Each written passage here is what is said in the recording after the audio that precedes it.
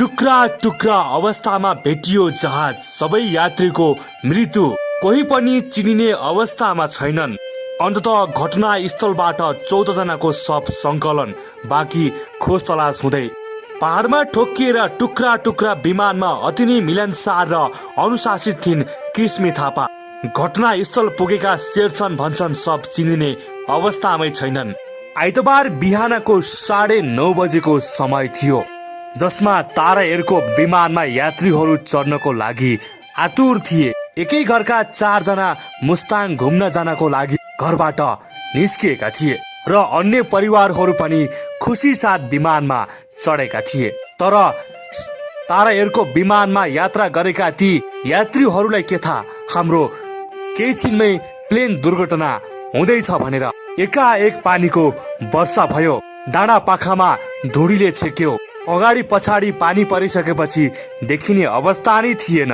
9:55 पोखराबाट उडेको ताराको विमान एकाएक 15-20 मिनटको अन्तरालपछि सम्पर्क विहीन भएको समाचारहरू सामाजिक सञ्जालमा छ्यापछ्याप्दै आउन थाले। खोजतलास गर्नको लागि सेनाको टोली पनि खटाइयो, तर आइतबार विमान खोज्नको लागि सेनाको टोली पनि असफल रह्यो। विमान दुर्घटना भयो भने त अलिअलि शङ्का थियो, तर पाइलटमा गएको त्यो घन्टीले भने उनीहरू कतै जीवित नै छन् कि भने पनि सिङ्गो आश लागेको थियो।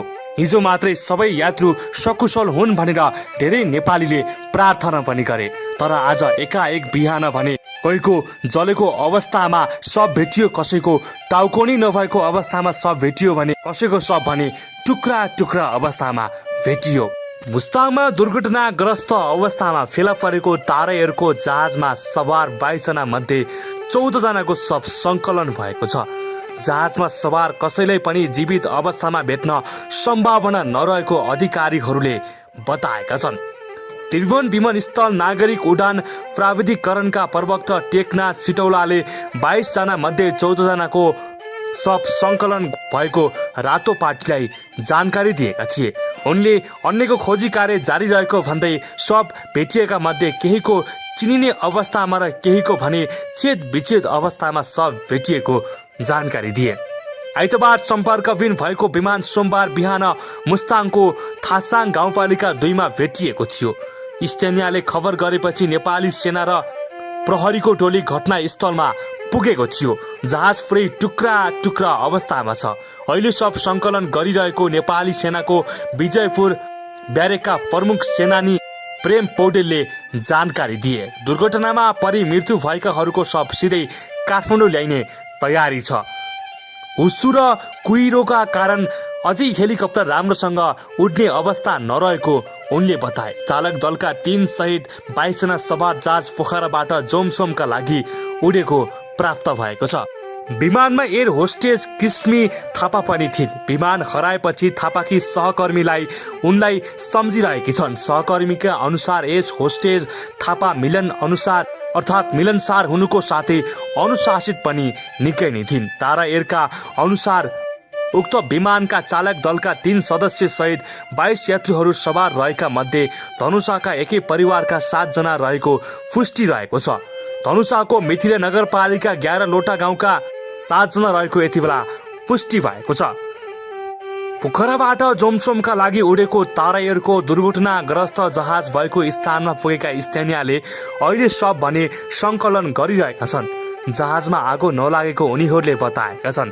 स्थानीय इन्द्रसिंह शेरचनले केही शव भिरमा र खोजमा फँसेकाले केहीलाई संकलन गरिसकेको बताएका छन्। शवहरू गन्दैछौँ, अप्ठ्यारो छ ठाउँ भने निकै नै गाह्रो छ उनले भने। सुरुमा भर्खर आएका हुनाले केही शव अङ्ग भङ्ग देखेर नचिनिने अवस्था जस्तो लागेको थियो, तर सबै शवहरू चिनिने अवस्थामा रहेछन्।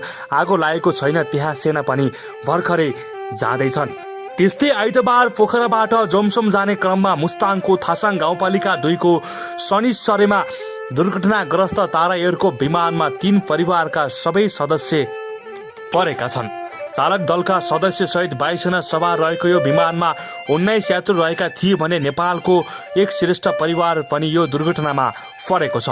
करेश नारायण श्रेष्ठ, रविना श्रेष्ठ, रश्मि श्रेष्ठ र रेजिना श्रेष्ठ रहेकाको सब परिवार मुस्ताङ यात्राको लागि गएका थिए। रेजिना बुढाली कण्ठ विद्यालयमा अध्ययन गरेर अहिले अमेरिकामा पिएचडी अध्ययनको लागि गएकी। उनी हाल कोलोराडो स्टेट युनिभर्सिटी अध्ययनरत थिइन्। उनी छुट्टी मनाउन नेपाल आएकी थिइन्। उनकी बहिनी रविना श्रेष्ठ पनि बुढाली कण्ठ स्कुलकै विद्यार्थी हुन्। उनी रामापो कलेज अफ न्यू जर्सीमा अध्ययनरत थिइन्। रोजिका र रविनाका परिवारका 4 सदस्य विमानमा सवार थिए। रोजिना र रविनका दाइ रोशन श्रेष्ठ भने विमान दुर्घटनाको खबर पाए लगत्तै अमेरिकाबाट नेपाल फर्किएका थिए। रोशन पनि बुढाली कण्ठ स्कुलकै विद्यार्थी हुन्। उनी सफ्टवेयर इन्जिनियर हुन्। श्रेष्ठ परिवारको स्थायी बसोबास गोर्खा थियो। यस्तै धनुषाका पारिवारिक आफन्तहरू यो दुर्घटनामा परेका छन्। धनुषाका नेकपा एकीकृत समाजवादीका जिल्ला सदस्य राजन कुमार गोलेले बाबा काका मामा सहितलाई तीर्थयात्राको लागि लगेका थिए। विमानमा गोले सहित उनका बुवा इन्द्रबहादुर गोले, आमा राममाया तामाङ, काका पुरुषोत्तम गोले, काकी तुलसादेवी तामाङ, मामा मकरबहादुर तामाङ र माइजू सुकुमाया तामाङ सवार थिए। विमानमा सवार 4 जना भारतीय नागरिक एकै परिवारका रहेका थिए। भारतीय सञ्चार माध्यम इन्डियन एक्सप्रेसका अनुसार विमानमा वैभवी बन्देकर, अशोक कुमार त्रिपाठी, धनुष त्रिपाठी, रितिका त्रिपाठी रहेका छन्। भारतीय सञ्चार माध्यमका अनुसार वैभवी र अशोक कुमार त्रिपाठी सम्बन्ध विच्छेदपछि अलग अलग बस्ने गरेका थिए। वैवाहिक सम्बन्धबाट अलग रहे पनि उनीहरू सन्तान लिएर साथै घुम्नको लागि नेपाल आएका थिए। आइतबार बिहान 9:50 जाँदा पोखराबाट जोमसोमको लागि उडेको तारा एयरको विमान मुस्ताङमा दुर्घटना परेको थियो। चालक दलमा क्याप्टेन प्रभाकर घिमिरे र उत्सव पोखरेल तथा एयर होस्टेसकी किस्मी थापा थिए। यस्तै विमानमा 2 जर्मन नागरिक सहित क्याप्टेन वसन्त लामा पनि सवार थिए।